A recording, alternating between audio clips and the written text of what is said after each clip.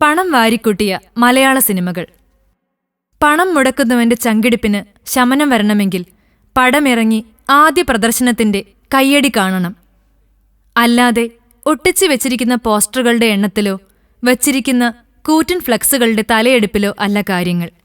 കഥ കിട്ടി, നിർമ്മാതാവ് നടനെ തേടി സംവിധായകനൊപ്പം നടന്ന് ഡേറ്റും വാങ്ങി മടങ്ങി കിട്ടിയ ഡേറ്റിൽ തുടങ്ങുകയാണ് ആ ഭാഗ്യാന്വേഷിയുടെ നാളുകൾ.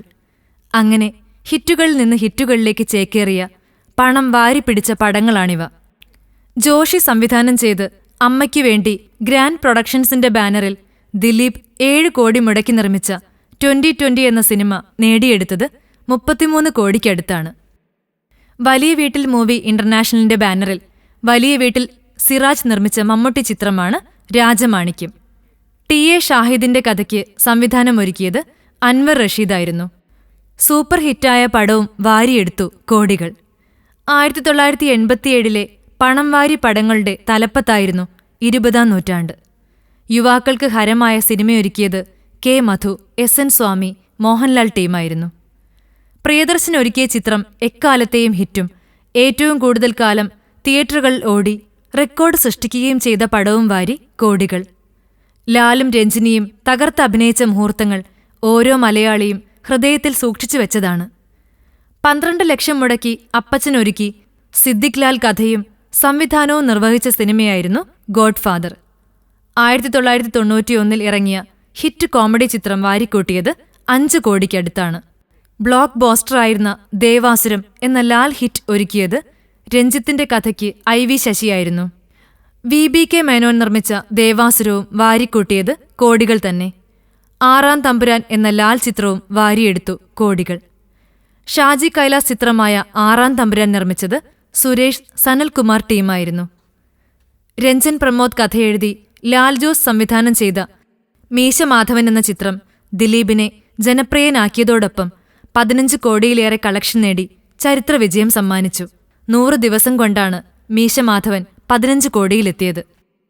ദിലീപും അനൂപും ചേർന്ന് ഗ്രാൻഡ് പ്രൊഡക്ഷൻസിന്റെ ബാനറിൽ നിർമ്മിച്ച സിനിമയായിരുന്നു CID മൂസ. ദിലീപ് തന്നെ നായകനായ ചിത്രം ജോണി ആന്റണി സംവിധാനം ചെയ്തപ്പോൾ കഥയെഴുതിയത് ഉദയ് കൃഷ്ണ, CBK തോമസ് ടീമായിരുന്നു. ചിത്രം കുട്ടികൾ ഏറ്റെടുത്ത് വൻ വിജയമാക്കിയപ്പോൾ പെട്ടികളിലെത്തിയത് കോടികളായിരുന്നു. പ്രിയദർശൻ, ലാൽ, ജഗതി, രേവതി കൂട്ടുകെട്ട് വെൽക്കം ടു ഊട്ടി എന്ന് പറഞ്ഞ് നമ്മെ കൊണ്ടുപോയ ചിത്രമായിരുന്നു കിലുക്കം. ജനപ്രിയ ചിത്രമായ കിലുക്കവും വാരിയെടുത്തു കോടിക്കണക്കിന് രൂപ. മൈ ബോസ് ജിത്തു ജോസഫ് സംവിധാനം ചെയ്തത് അദ്ദേഹം തന്നെ കഥ എഴുതിയിട്ടായിരുന്നു. നിർമ്മാണ രംഗത്ത് ഈസ്റ്റ് കോസ്റ്റായിരുന്നു.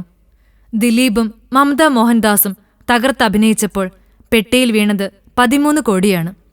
7 കോടിക്ക് നിർമ്മിച്ച മൈ ബോസ് ചുരുങ്ങിയ ദിവസം കൊണ്ട് 13 കോടി വാരിപ്പിടിച്ച് ചരിത്ര വിജയമായി. തീപ്പൊരി സിനിമയൊരുക്കുന്ന ഷാജി കൈലാസിന്റെ സംവിധാനത്തിൽ പിറന്ന കമ്മീഷണർ രൺജി പണിക്കർ കഥയെഴുതിയപ്പോൾ M. മണിയായിരുന്നു നിർമ്മിച്ചത്. സുരേഷ് ഗോപിയെ സൂപ്പർ സ്റ്റാറാക്കിയ കമ്മീഷണർ എന്ന ചിത്രത്തിനും കിട്ടിയ കളക്ഷൻ കോടികൾ തന്നെയായിരുന്നു.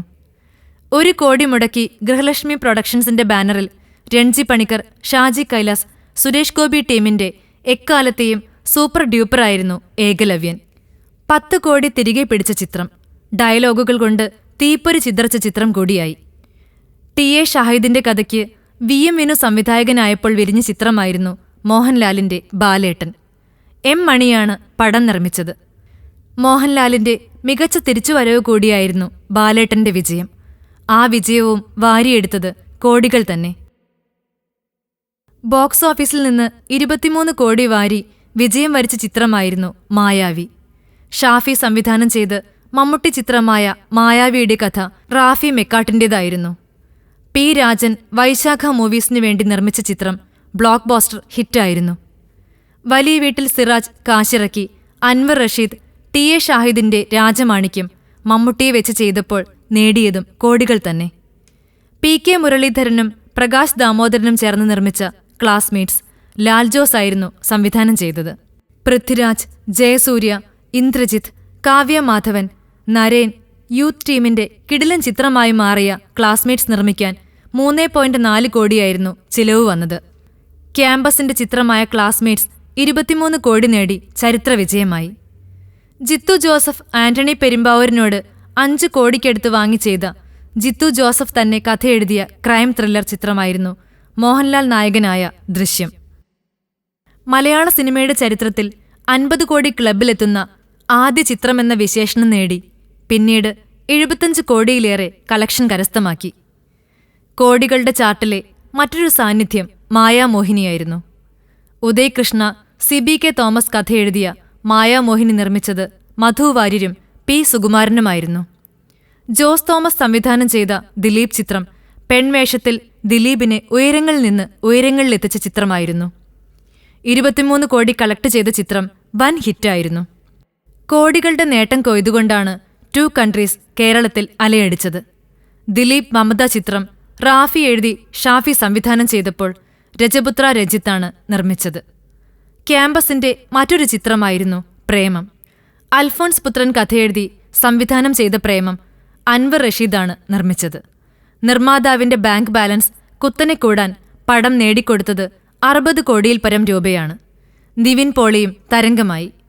കോഴിക്കോട് നിന്ന് മണ്ണിന്റെ മണമുള്ള മുക്കത്തിന്റെ സ്വന്തം കഥ പറഞ്ഞ എന്ന് നിന്റെ മൊയ്തീൻ പ്രേമത്തിന്റെ മറ്റൊരു തലം കാണിച്ചുകൊണ്ട് മുന്നേറിയപ്പോൾ കേരളം നെഞ്ചിലേറ്റി. 12 കോടി ചിലവഴിച്ച സിനിമയ്ക്ക് 50 കോടി നേട്ടം കൊയ്യാൻ സാധിച്ചു. പൃഥ്വിരാജും പാർവതിയും അഭിനയിക്കാതെ ജീവിച്ച ചിത്രം RS വിമലാണ് ഒരുക്കിയത്. ഒരിക്കലും മലയാളത്തിന്റെ ആരാധകർ ഒരു സിനിമയെയും പുറന്തള്ളാറില്ല. അതുകൊണ്ട് ഒരു നിർമ്മാതാവിനും ദുഃഖിക്കേണ്ടി വരാറുമില്ല.